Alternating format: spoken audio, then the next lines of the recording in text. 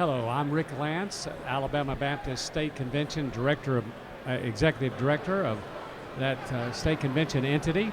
I'm glad to be here in order to interview someone who's become well known in Southern Baptist life, already well known, but even increasingly so, Dr. Jeff Iorg.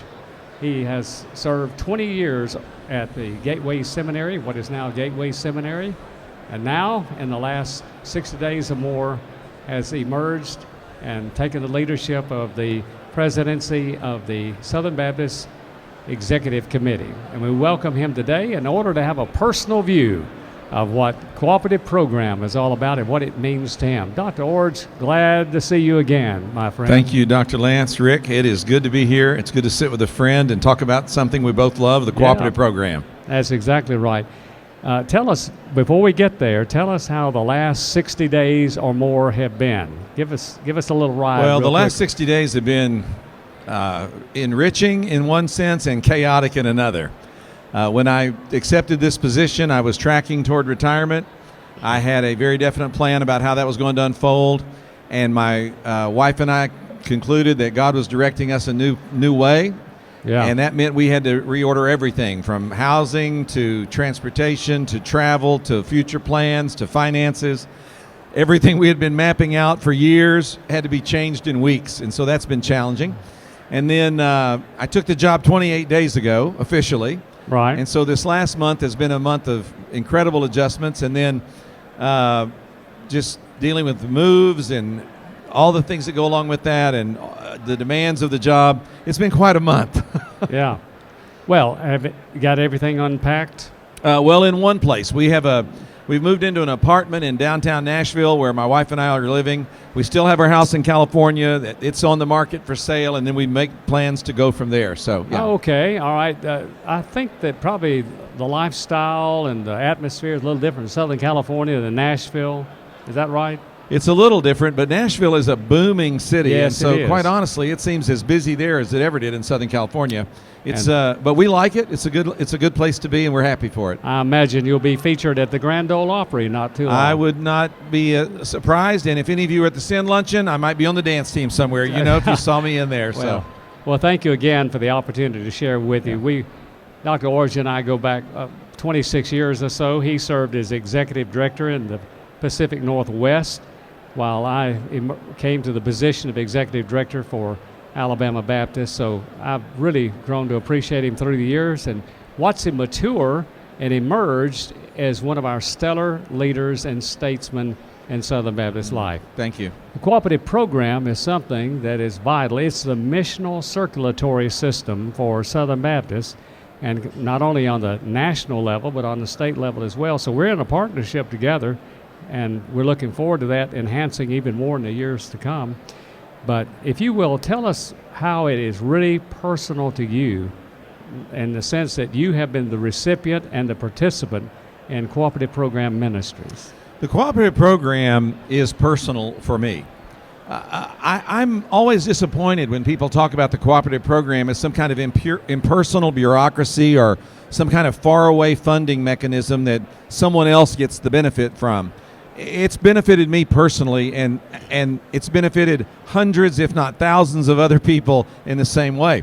For example, I came to Christ in a Southern Baptist church as a teenager, was mentored in that church, and then moved from there into college at a college that was partially funded by gifts through the Cooperative Program that was shared with that college by its state convention, as you would do in Alabama. And then I left there and went to seminary and received a world-class education from 2 different schools, again funded by what? The Cooperative Program, which made it possible for me to go at a tuition rate that was far different than what independent seminaries were charging.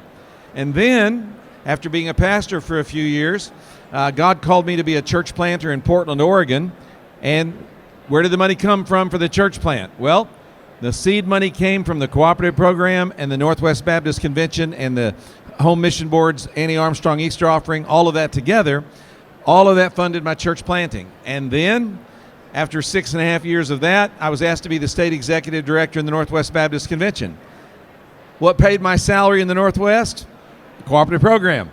What provided all the ministry funds that we used to do ministry through the Northwest Baptist Convention? Cooperative Program. It's going to be the answer to every question. You can just say it out loud and get the test right, okay? And then I went to the seminary. And what happens there? Cooperative Program makes the seminary possible by, at Gateway, providing about 35% of our annual budget coming from the Cooperative Program. So all of these ways, the Cooperative Program has been very personal to me. It's Right. impacted me educationally. It's impacted me in my mission outreach. It's impacted me in my capacity to bless others with missions money that was funneled into the work of the church planting and other missions. It's blessed me as being a seminary president. So for me, the Cooperative Program is not an impersonal bureaucracy. It's not a funding mechanism for some people way out there somewhere. It's been personal to me, and I've appreciated that. Amen. And from your vantage point now as the president, CEO of the executive committee, it remains personal. It does. And I would go on to say, one of the things I did when I was the president at Gateway was I spoke every year at new student orientation. And when we got to the part where I was introducing to the Cooperative Program to them and how much difference it made in our school, I would just do a little survey and I would say, how many of you new students know an international missionary? How many of you have been a part of a church plant funded by the North American Mission Board? How many of you have ever been on a mission trip that was incorporated with one of these entities? How many of you have ever worked in your state convention at a summer camp or anything on a college campus or been to a BCM meeting? Well, by the time I finished with my list, almost every new student would have their hand in the air. And I would say, look, every one of you has your hand in the air because you have been personally impacted by the Cooperative Program. It's not impersonal. It's you. It's the people you know. It's the people you work with. And so as a president of the executive committee, I want to take that message everywhere. Look, when I'm out advocating for the Cooperative Program, I'm not talking about giving money to people we're never going to see, that we don't know, and that are out there in some distant place. I'm talking about funding the people that we do know and that we care about and that will be impacted by our giving and that will in turn impact us by their ministry. So the Cooperative Program is not a big impersonal bureaucracy. It's a personal way to invest in people and to have people invest in us that we know and appreciate and love and are directly involved with in ministry. One way I've used through the years to describe the cooperative program is kind of like a missional mutual fund, and you're able to have, and I use also missional circulatory system. I think I referred to that earlier. What you have just heard brilliantly described is the best oral presentation of how the cooperative program works. That's why this man is in the new position of president and CEO of the executive committee. He gets it, and he's going to help us get it. Now, in the future, as we look toward not only engaging a younger generation, but re-engaging some who've gone to the margins, that's personal too. How do we go about working together to do that? Well, my message for people who have either reduced their giving or stepped away from giving or who are reluctant to join in giving to the cooperative program is, it's first of all not about the money, it's about the mission, and it's about asking yourself this question: can I make more impact by combining my resources with people who share my convictions in order to do ministry together than I can do alone with the resources I have? Exactly. And so it's not so much about appealing to people to give more money, it's about appealing to people to embrace cooperation and the power of cooperation. Anytime that you start combining resources and being able to have what I call economy of scale or efficiency of scale or impact of scale, you see how the blessing of the cooperative program can make a difference. Look, every church can support a missionary, maybe one, maybe a part of one. But when you join together with thousands of other churches, you can support thousands of missionaries because of the economy of scale and the economy of impact the cooperative program gives us. So I'm not in the position of appealing to people just give more money. I'm appealing to people evaluate the power of cooperation. And once you see the power of that, why wouldn't you want to be involved financially? And every church is important. Yes. And when we get down to it, every church is important: large, small, mid-size, normative size. Can I just say something else about that too, Rick? Please Because do. The Southern Baptist Convention is made up of small churches. Yeah, absolutely. Lots of them. And when those small churches combine their resources, Exactly. they make a big impact. And so the blessing of that is just so profound. And when you come together to do something, you can do so much more in so many larger and more dramatic and impactful ways than just doing it by yourself. And Exactly. taking it out of the missions context and putting it back into my seminary context, You know, you can have a Bible school at your church, no problem. You can have a teacher, you can have some students, and I'm sure it would be wonderful and helpful. But if you join the cooperative program, you can create institutions like the 6 that we own as 6 Southern Baptist seminaries that are educating 22,000 people this year for ministry leadership. That's because small churches come together and say, we want to do something big in the educational area, and they're able to do it because they work together. And large churches want to join together with middle-sized and small churches. That's the genius of the cooperative program. Now, we've been talking about the genius of the cooperative program. Let's talk a bit about the genesis of it and the celebration of that genesis, which is next year, 100th anniversary. You know, a lot of people don't understand the cooperative program did not start at the beginning of the Southern Baptist Convention. Southern Baptist Convention went on from 1845 until 100 years ago without the cooperative program. And the frustration among the churches and the church leaders just kept getting higher and higher and higher. Why? Because every Sunday, there was a different person at your church asking you for money for some different organization or operation affiliated in some way with the convention.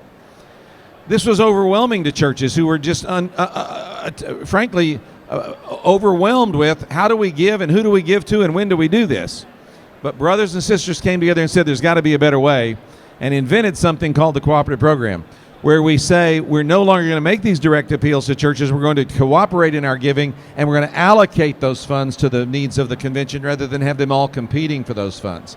And that gives us the privilege of doing something in the convention that's very important, and that's prioritizing the cooperative program funds by what we believe to be the priorities of our convention. That's why the International Mission Board gets half the money that comes to the cooperative program national offices. Half the money goes there. Why? Because that's our priority, and that's where we want our mission dollars to go. And then a significant part goes to home missions, a significant part to the seminaries. But because we pool it together and then prioritize it as a convention with a vote on in the next 48 hours about where that money will go, we're able to say, even in cooperative giving, we prioritize what we really want to have it to be the most important. And so it's not just who makes the most emotional appeal or who shows up the most often at our door asking for money. It's going where we've said is our priority and our convictional priority to put the money in the field. Yes, you're right. And the International Mission Board does receive more than 50%. In fact, it's 50.41. The North American Mission Board about 22.7. The seminaries 21.5. Don't test me on the math. 2.99 for the executive committee and about 1.6 for the ERLC. I've been doing this long enough to remember. You have been. That came out to about 105%, by the way, but it's close enough. Let's also talk about your looking forward to this celebration. Yes. It's going to be subtle and subdued a bit, but in May in Memphis. Yes. Next year will be the 100th anniversary of the cooperative program. And there's a celebration being planned in Memphis in May that's actually going to be held within just a few feet of where the convention was held in 1925, where the cooperative program was first adopted. Right. Moving back to that area gives us a symbolic connection with our history and with our heritage, and helps us to understand to recreate and to experience the power of that moment. And then we'll be carrying that idea on through to the Southern Baptist Convention in Dallas and celebrating next year 100 years of giving through the cooperative program. And that is a milestone in which we need to remember, celebrate and commemorate and thank the Lord. It'd be a time of thanksgiving. I know that during the course of the convention days, these are going to be busy days for all of us, but especially for Dr. Iorg. Can you give us just a brief word of what you think it's going to be like over the next couple of days in terms of fellowship and business? I'm very encouraged by what's happened so far at the executive committee meetings today and the other events that I've attended. I was really privileged to get to break out my dance moves at the Send Luncheon, which made me feel really good about that.